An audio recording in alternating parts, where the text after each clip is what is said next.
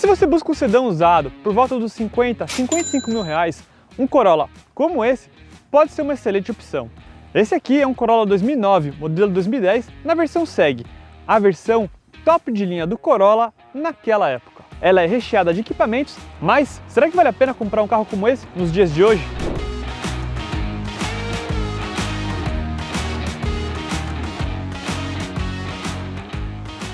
Não há dúvidas que o Corolla de 10ª geração é um carro muito bonito. Inspirado pelo Camry da época, o Corolla cresceu e ficou com um visual bem imponente. Destaque aqui para a dianteira do modelo, onde ele tem linhas bem fluídas, assim como o para-brisa bem inclinado.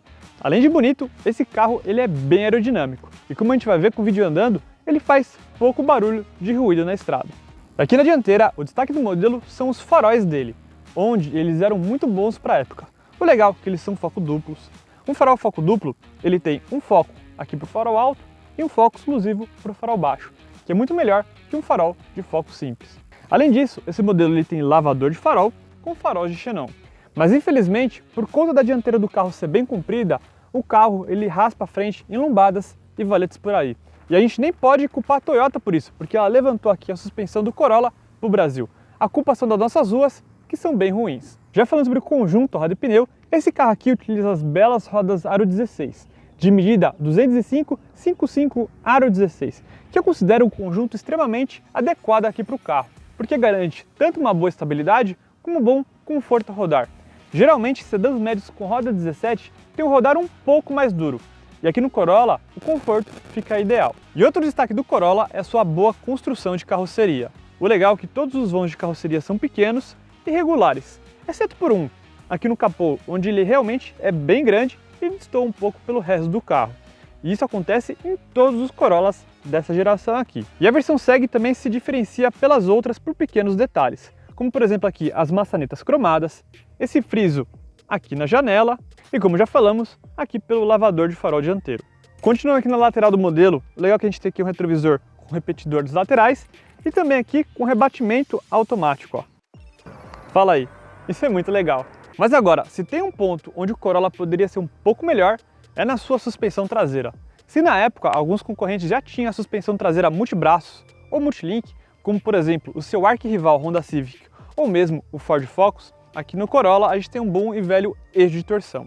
Mas por outro lado, o lado bom é que ele tem freio a disco aqui atrás. E não só freio a disco, ele tem um pacote de segurança bem completo, mesmo para a época. Já a traseira para mim é o ângulo onde ele mais lembra o Corolla Brad Pitt. Aqui a gente vê realmente que o carro ele evoluiu de uma geração para o outro. Mas aproveitando que a gente está aqui na traseira do carro, vamos falar sobre o porta-malas do modelo.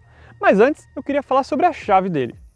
Se a gente observar, é uma chave bem simples. Ela não é canivete, só tem aqui os comandos aqui nela, que para um carro top de linha naquela época, eu acho uma mancada. Eu acho que pelo menos uma canivete já era necessária. Mas tudo bem, vamos aqui abrir o porta-malas do modelo. A gente pode abrir tanto aqui pela chave, aqui enfiando ela aqui dentro, ou na alavanquinha dentro do carro. Já o porta-malas do modelo tem 470 litros de capacidade, que para um sedã médio é uma boa capacidade, mas não era o maior da categoria e nem maior do que alguns sedãs compactos. Falando em tamanho, por exemplo, um Siena tinha mais de 500 litros de capacidade, mas tamanho não é tudo. Isso porque o acabamento desse carro aqui é excelente. Tudo é extremamente forrado, seja aqui a tampa aqui em cima, seja aqui a parte de baixo. O carpete é de excelente qualidade. O carro aqui, ó, ele tem até um tapete, que era aqui um acessório de fábrica, muito bom. E o step fica aqui embaixo. O legal é que ele tem a mesma medida das rodas lá de fora, ou seja, ele não é step temporário. Mas ele não é quinta roda, isso porque ele é de ferro.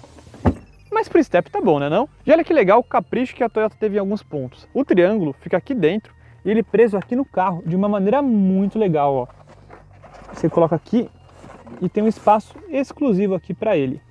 Mas infelizmente, nem tudo são flores aqui no porta-malas do Corolla. Ele conta aqui com um pescoço de ganso que pode amassar aqui a mala e ele não tem nenhum acabamento aqui atrás. Uma pena. Bom pessoal, chegamos então aqui na motorização do Toyota Corolla. E dentre os vários pontos positivos que o carro tem, a motorização é uma delas. O motor do Corolla é robusto e muito moderno para a época. Esse modelo aqui ainda utiliza motor 1.8 de 136 cavalos, isso no álcool, e 132 na gasolina, a 6.000 RPM. Já seu torque máximo é 17,5 no etanol e 17,3 na gasolina, a 4.200 RPM. E a gente tem que lembrar que esse carro aqui ele não é tão pesado, ele pesa cerca de 1.200 kg. Então o desempenho dele é muito bom, mesmo ele tendo um câmbio aí de 4 marchas meio ultrapassado. Mas vamos combinar, para o dia a dia tá mais do que bom. Bom pessoal, chegamos então aqui no interior do Toyota Corolla e eu acho que aqui é onde ele realmente se destaca. Não que ele tenha grandes luxos aqui dentro, mas o Corolla trata muito bem todos os ocupantes. E essa aqui é a minha visão como primeira pessoa. Observe que a visibilidade para frente é muito boa. As colunas elas também não são grossas e também não atrapalham a visibilidade.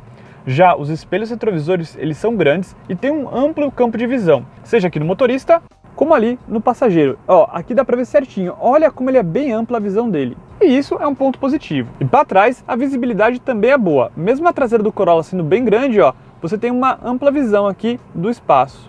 E mesmo a visibilidade sendo boa, ele tem sensores de estacionamento traseiro de série, tanto na traseira como na dianteira. Isso também ajuda bastante a vida do motorista. E mesmo o carro tendo praticamente 14 anos de idade, o painel dele envelheceu muito bem, ó. O desenho dele é atual ainda hoje. E em questão de materiais, o Corolla também é destaque. Isso porque, ó, aqui é um soft touch muito bom. Aqui já é um plástico, acho que é o pior ponto de acabamento dele é esse plástico aqui. Aqui a gente tem uma maçaneta também de plástico que imita um cromado. Aqui a gente tem a trava da porta. Mais embaixo aqui a gente tem uma ampla área de couro, ó, e um couro muito bom, por sinal. Aqui a gente tem um pegador, podia ser um pegador melhor. E aqui a gente tem um plástico imitando madeira. Eu sei que esse plástico imitando madeira é para dar uma sensação de luxo, mas eu preferia se fosse um acabamento de aço escovado, por exemplo. E lá embaixo a gente tem dois porta-objetos de tamanho muito bom. Já o tablier também conta com um bom acabamento. Toda essa parte superior aqui, ó, é de soft touch. Aqui já não, é um plástico rígido. Aqui também é um plástico rígido e um plástico rígido.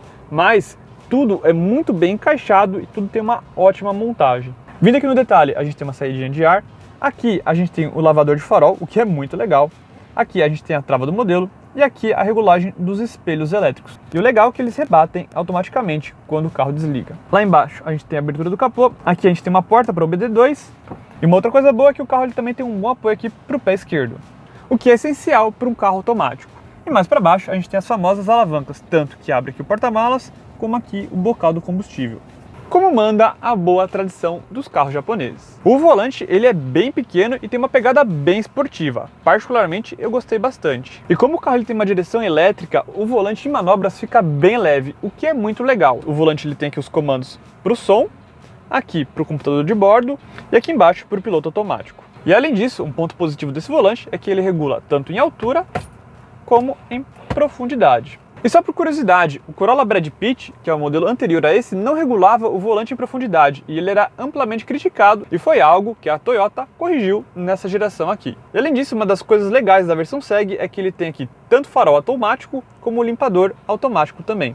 As alavancas são bem simples de mexer e são padrão da Toyota. O painel do modelo é grande e tem uma boa visualização. Então aqui a gente tem o nível da temperatura do motor.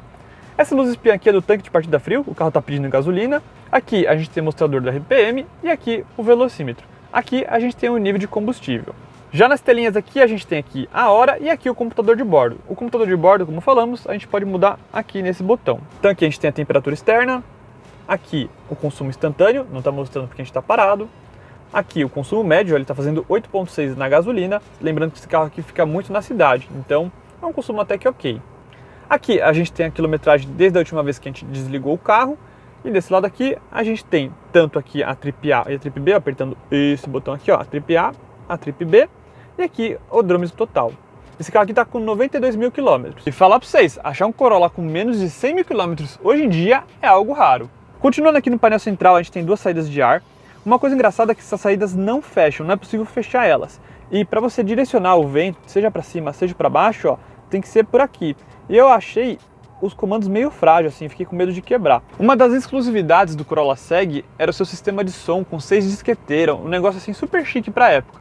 Mas hoje em dia está super ultrapassado, e por isso que o dono trocou por uma multimídia mais moderna.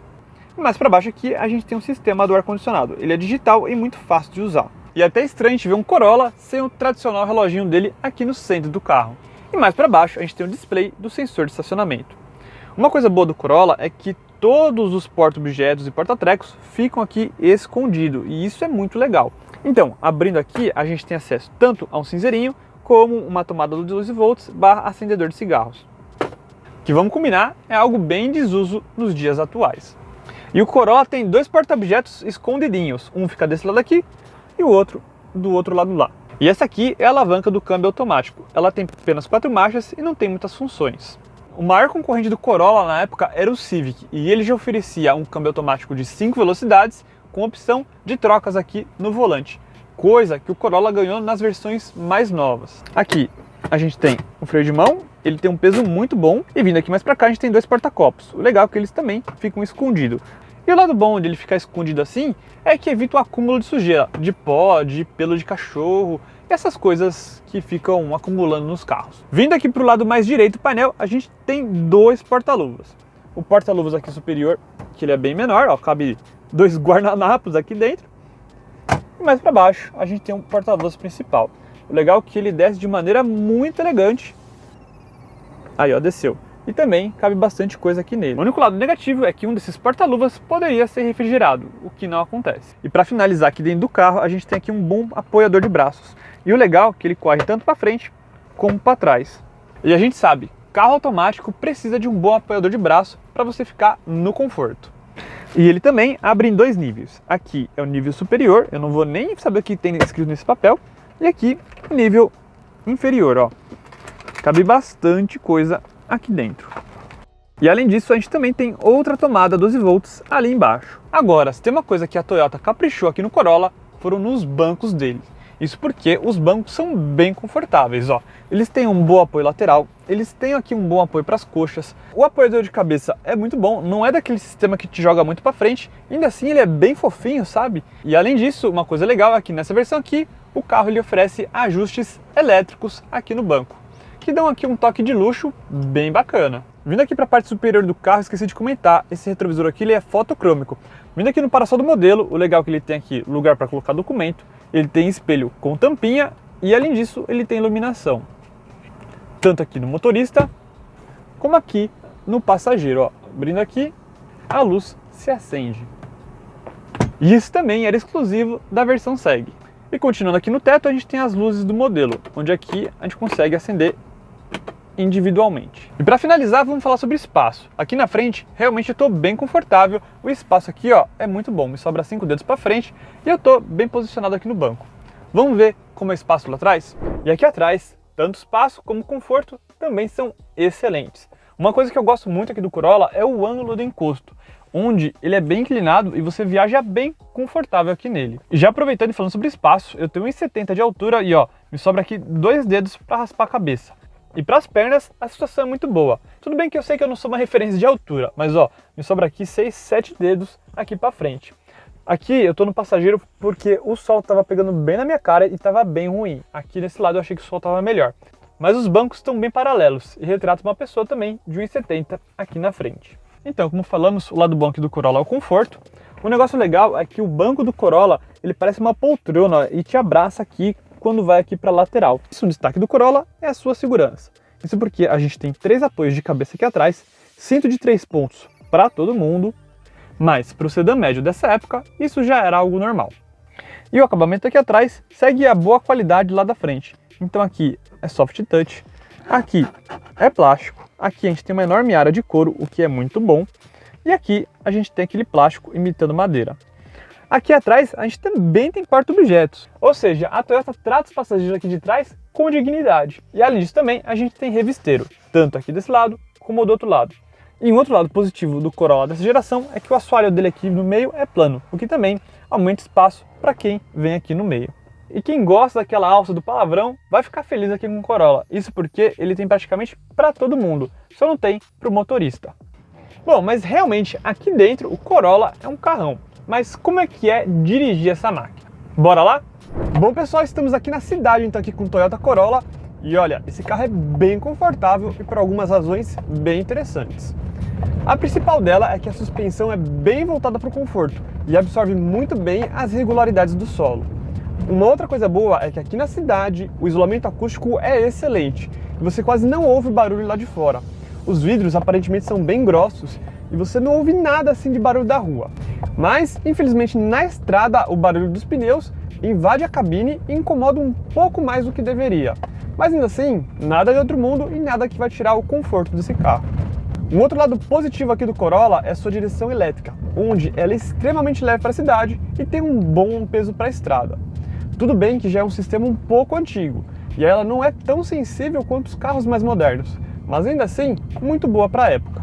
Como falamos, os bancos são muito bons, o ar-condicionado gela a cabine rapidamente e, no trânsito, esse carro tem uma ótima ergonomia, tudo fica muito à mão, então dirigir o Corolla é tarefa fácil. Além do mais, como também falamos, ele tem uma ótima visibilidade, seja para frente ou seja para trás.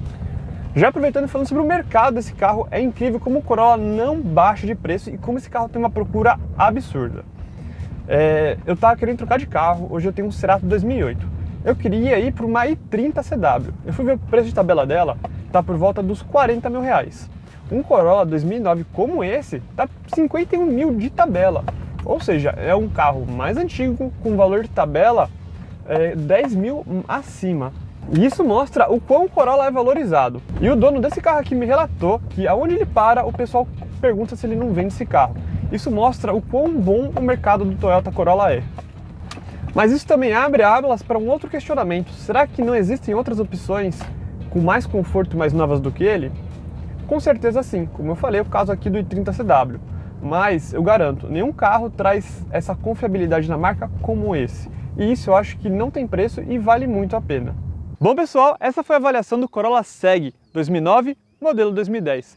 Realmente um sedã muito competente, que eu diria que vale cada centavo.